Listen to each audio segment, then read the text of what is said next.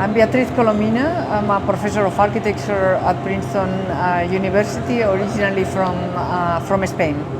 I'm Mark Wigley. I'm originally from New Zealand. I teach architecture at Columbia University, and this is our friend who has, like we do, 100 trillion microbes inside their intestine. And if you would unfold that intestine, it would be 32 square meters. And this is the first piece that you see in the exhibition, the 32 square meters of the intestine, which is basically our interface with the world. And we are standing in this carpet. This carpet is 20 square meters. 20 square meters is the average space, built space of a human in the planet. So humans are bigger than architecture, and of course we sharing microbes with buildings. So here we have an exhibition all about the intimate relationship between bacteria and buildings. Yes. And it's not a happy story. It has a sad ending. Let's go. Imagine that you would take a core sample of the whole biosphere, like from an apple, but from the biosphere, and you would see only the density of microbes. You would discover that the majority of microbes are precisely at the ground level. But the most density of microbes is actually in the human colon. So there is a correlation between this cylinder here and this graphic on the wall, where you can see we have managed to send bacteria all the way into outer space. So despite all the cleaning protocols of NASA, etc., there are many microbes in the space station, to the point that now they are saying that the space station may be not inhabitable for humans because the stremophiles, which are the bacteria that resist every kind of drastic cleaning, are there in the same way that they are in hospitals and creating all these problems that people didn't come with. So here you have already the main story of the exhibition, that we are made of microbes, we live in a world made of microbes, we are full of the greatest density of microbes, and we live close to the soil. And then 10,000 years ago, architecture came along and separated ourselves from the soil, separated ourselves from microbes, and this is having incredibly bad health effect on the human species.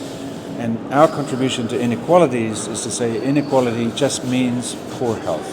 And we pass through this curtain of microbes and we go into this great installation, which is basically the arsenal that a typical household in Italy uses to kill bacteria. So it's all about kill this, kill that, kill the other thing. We are antibacterial as a society. From the moment very much that bacteria was discovered, we as a society have been completely antibacterial, and as Mark was saying, this is having devastating effects on our health. Yeah, you, us, the people listening, the Russians, antibacterial. We use deodorant, toilet paper, antibacterial. Cleaning, washing, scrubbing, wiping, everything. So we are all experts at killing bacteria, and bacteria are the source of our resilience, our health, our well-being, even our brain.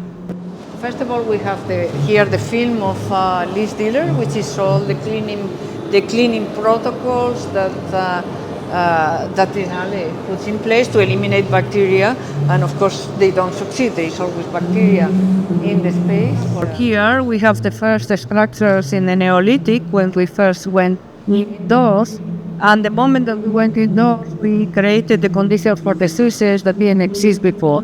For example, here you have a skeleton that was deformed by tuberculosis. So the moment that we went inside, so architecture created the conditions for epidemic diseases. The moment we went indoors, we became shorter, our lives were shorter, and we have diseases we didn't have before. So basically, architecture is super unhealthy, and we do, from the Neolithic to the Roman Empire, we do the plagues, we do the 19th century sanitary reform, which is about cholera, typhoid, and basically it's a new way of understanding that architecture is always interfering with our microbes.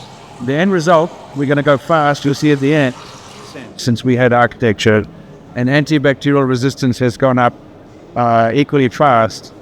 So then we say, okay, we need a new paradigm, new way of thinking about bacteria. Right, and this is like a bacterial garden where you can see all the different ways in which bacteria is used for construction, for remediation, for health, etc. For example, you have over there a piece of the cathedral that is actually cleaned with bacteria, or you have how do you call that? A fecal implant. These implants that are taken for health, in which you introduce microbes into your body. But it's very, very interesting for us the point in which bacteria is not just used for health, that we already know in medicine, but also for remediation of buildings that are falling apart. They are injected with bacteria. They're used for cleaning, etc. So for 10,000 years we treated architecture as antibacterial, but there's a new generation of architects for whom bacteria are the partners into producing a new kind of health. Then we invited 9 different studios, mainly working with microbiologists. You see their projects here. It's what we call a 3D Petri dish. With Philip Brown, for example, that argues that kids from Milano right now should be exposed to the soil of Puglia, many miles away from Milano, because it has the bacteria that they will need to thrive when they are 18 years old. Because climate change is moving 1 meter per hour. So little kids need to be in the soil that belongs to the microbes that they will have when they grow up. So all of these are amazing. We could say very quickly that soil, urine, manure, spit, and sunlight are like what used to be concrete, steel, glass. The new raw materials of architecture are these things, and we invite the visitors to look at these works. They're not simply experiments. All of these architects are making buildings using this way of thinking. So it looks friendly. It's very, very interesting. Actually, it's a revolution. Architectural revolution, transformation. It's the real clients of architecture. Bacteria.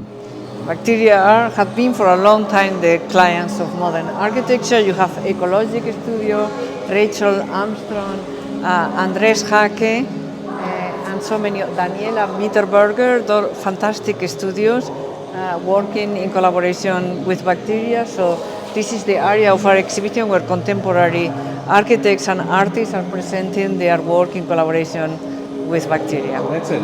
We the bacteria. We the bacteria. Thank you so much.